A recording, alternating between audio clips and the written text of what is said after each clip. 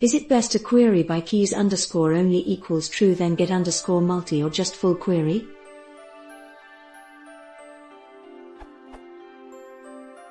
I am using NDB with Python 2.7 with thread-safe mode turned on.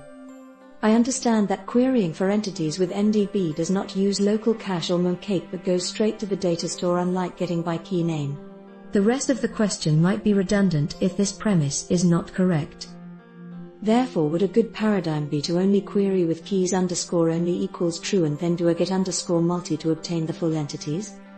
The benefits would be that keys underscore only equals true queries are much faster than keys underscore only equals false. Get underscore multi could potentially just hit memcached, and by calling get underscore multi your entities are now saved in memcached in case you need to do the query again.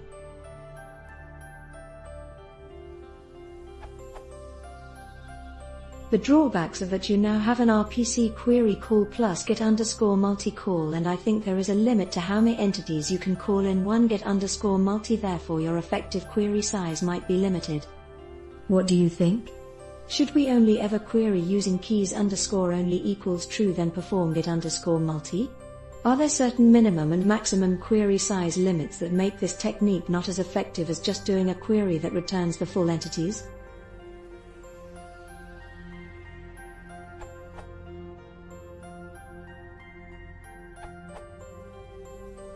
This has been extensively researched.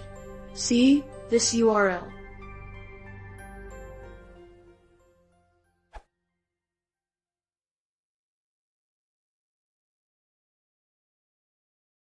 Ich know wann Karte Enore, per se to źle subscribing.